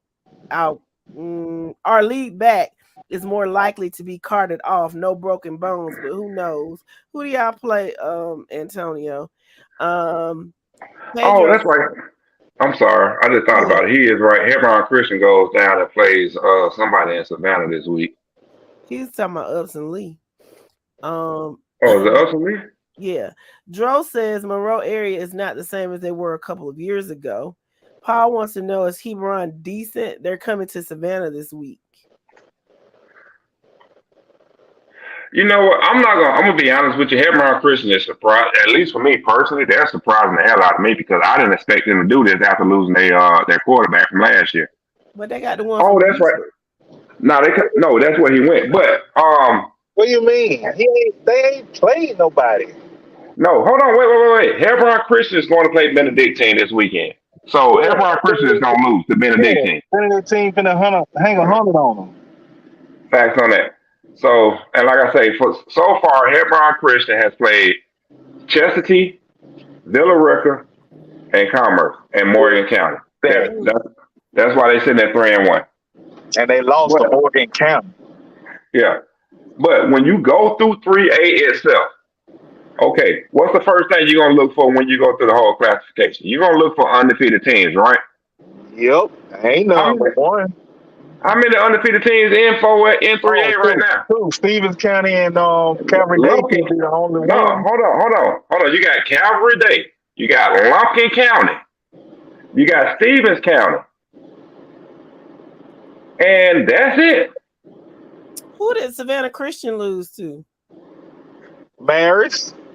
Mary, yeah. Upson Lee plays Harrison County this week. Oh man, Upson Lee hang 100 on Harrison County, man. Dro says Upson Lee is fool's gold, and so is Morgan County. We shall But see. all that's gonna sort itself out though, and all that's gonna sort itself out within the next 3 weeks.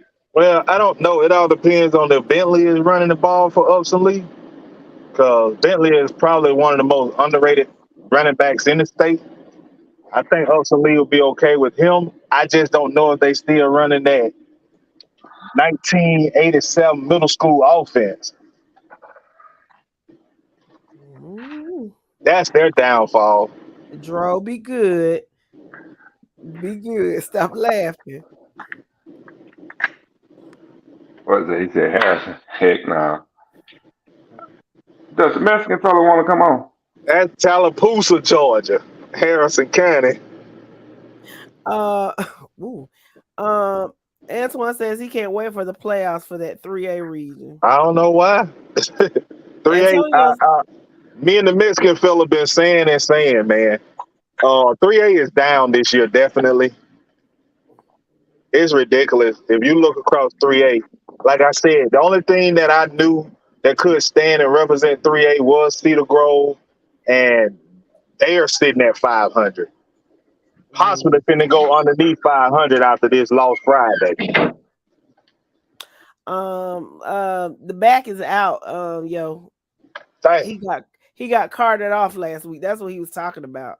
My Lord, praying for that kid, man. I hope he be okay, because he is such a talent.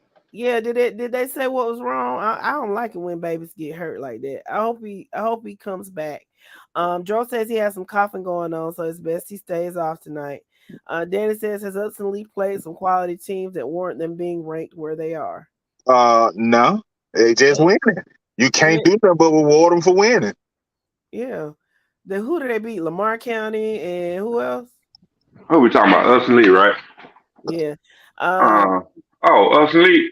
I'm gonna tell you right now, they beat Union Grove, Lamar County, Worth County, and got blown out by LaGrange last week. Yeah, Dro said LaGrange exposed Upson Lee. I mean, I agree with that. The problem is the state of 3A right now. Exactly. That's the point that I'm trying to tell them, bro. Normally that means something, but that don't mean anything right now because 3A is just so down. I got a stat line for you. I'm going to give you a weird stat line for 3A right now. The best region with the best winning percentage right now is at 60%. And that's Region 5, sitting at 9-6. That Region 3, Class 3A is second right now. Paul says, as Calvary blows Christian out, will that get them to number 1? It all depends on what. Do I really need to say this when we talk about Calvary Day? You apparently so. Say it. Savannah schools don't get much respect, man, because they play weak schedule. So that Calvary Day is only playing one quality team this year. And that's Savannah Christian in region play.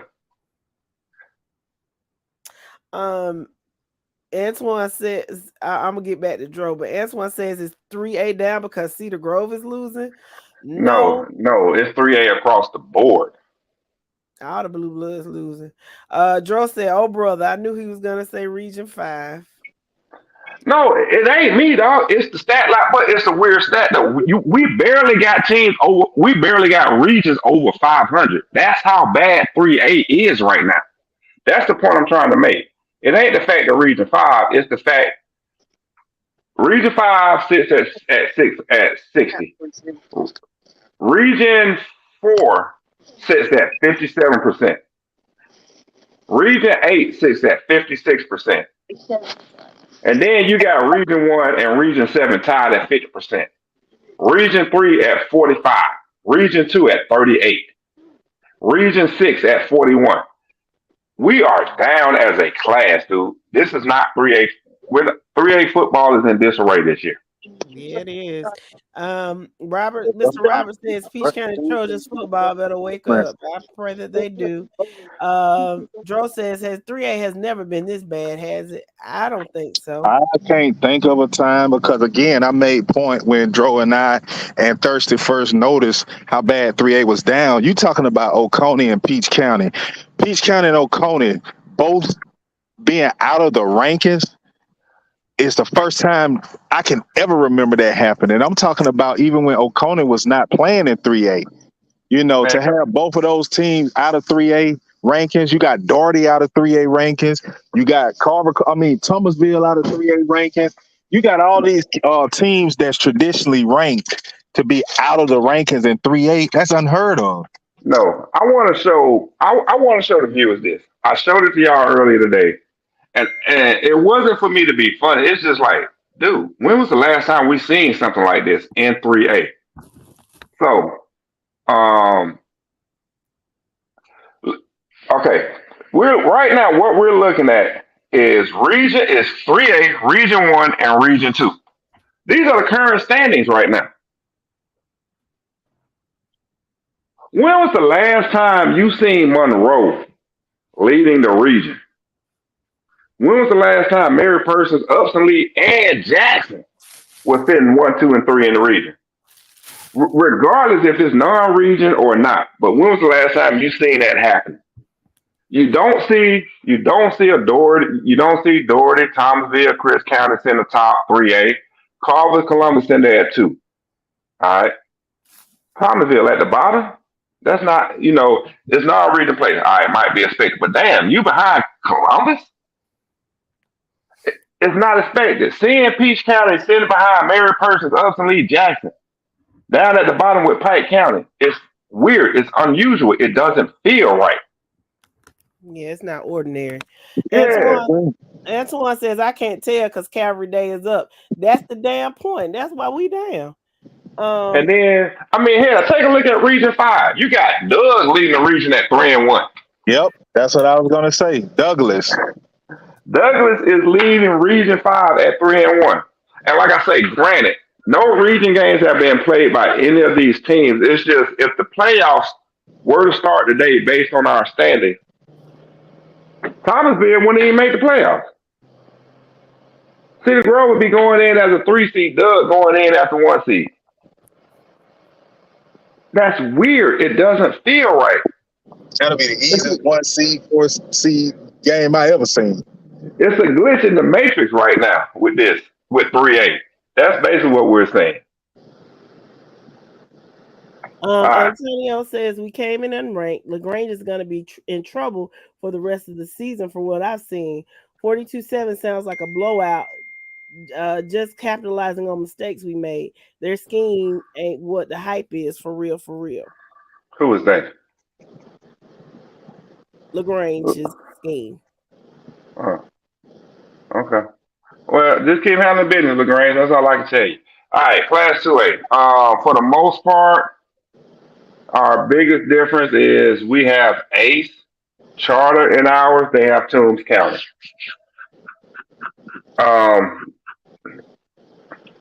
Top 14, we see them how we see them. It's just as flip-flop top 5 actually. I know Cook took a devastating loss to Valdosta, which was expected. So, but no, it's the Clinch County loss for me. Yeah, and that's what I was going to get to. That's what I was going to get to. That Clinch County, the Valdosta loss was expected. The Clinch County loss wasn't. Now, granted, you only lost by possession, 8 points, but still, that loss was not expected. And you played Valdosta tough on top of that. You lost to Valdosta 20-27, which is another reason Valdosta still got to prove itself. 7A school, you got a 2A school, and you only, 37-27. My bad. Okay. Moving on. But yeah, Fellowship Christian. Who they took that loss to? I just forgot who Fellowship Christian lost to. That fast. Well, I want to say Mary, but it wasn't Mary.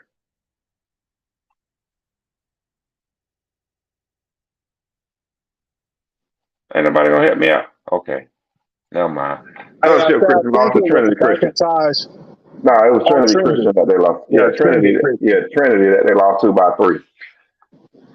So, and then Fitzgerald, I don't know what's going on with Fitzgerald, but y'all best to get it together very fast. Because this right here is a shock. Well, And the one thing I can say with Fitzgerald's decline, if they don't get it together, 2A is wide open. Wide open. Like, I can see plenty of teams fight for that championship. oh, for sure. And it's gonna make it very interesting. I know a lot of people curious about Ace Charter. I mean, shit. The smallest margin of victory they've had in their first 4 games is 48 points. Now they finna get their first test this weekend when they play Northeast. That's gonna tell a lot about Ace Charter. And after that, they really should run the table for throughout the rest of the region. Because they got in the region play last week when they played Jordan and beat them 54-0. Now they stay in region play. And like I say, take on Northeast this weekend. So we shall see what Ace Charter is really about this weekend. And Rockmart. Yeah.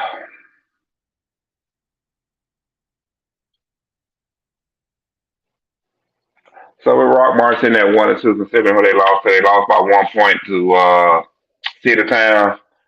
Beat Cass by 1 point and lost to Dalton by a touchdown.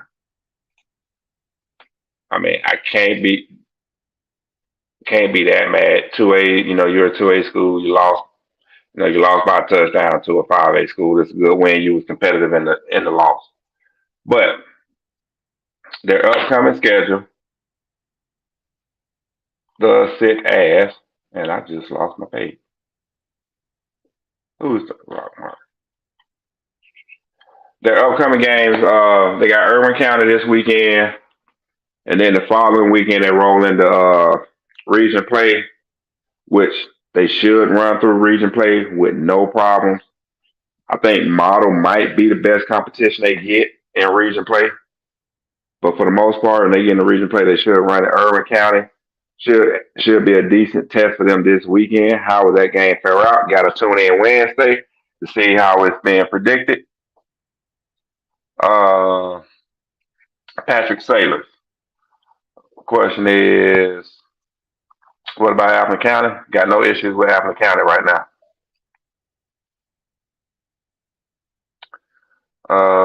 Mr. Suggs, what you talking about?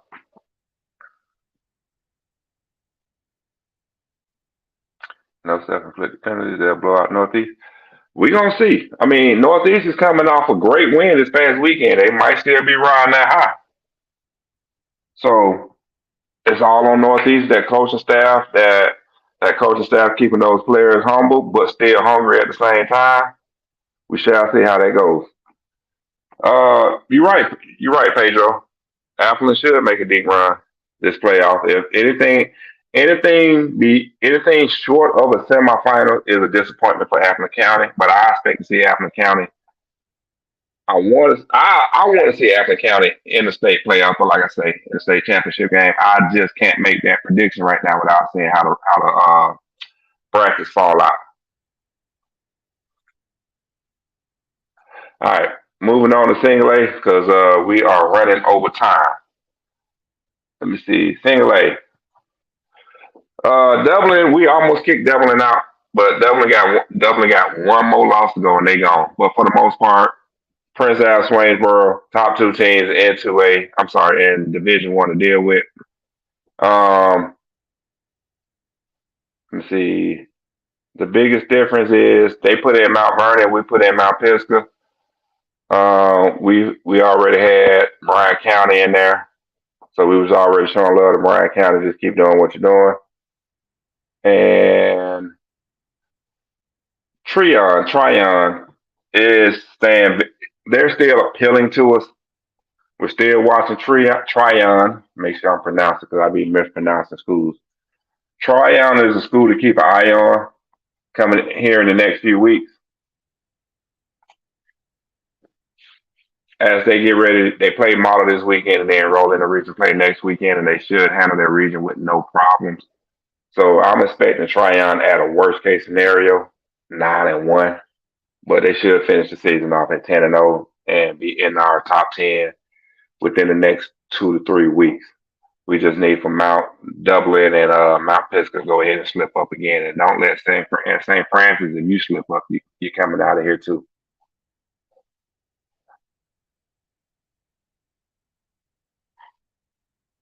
And to wrap this up, we're gonna take a look at Division 2. I think Division 2, Sly, Aquinas, Macon County, Clinch County, Early County.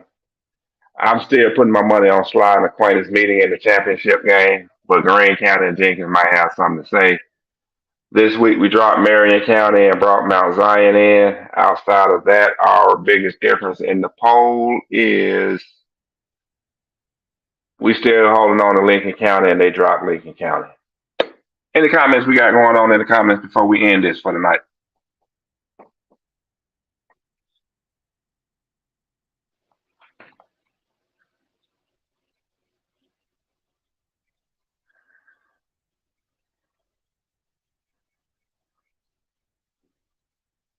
If not, then I sure do appreciate y'all tuning in to us tonight. We will be back Wednesday. Should be back Wednesday at 7. On Wednesday, we will have the Wizards' predictions for the upcoming weekend, and we will talk about the pick'ems coming up and take a look at games that we feel are games of the week and let you guys present to us your games of the week and talk about your upcoming games that your team may have and see what we think about it. But other than that, again, thank you guys for joining in. And also, pick'ems will be out tomorrow. So don't forget, be on the page, be in the group, looking for that link to play your pick'ems. Again, top 5 players of the pick'ems will get a chance to play the Wizards for $50 in the state championships, or should I say during the state playoffs. And other than that, hope you guys have a good evening. Don't drink and drive. And love, peace, and hair grease. We are out.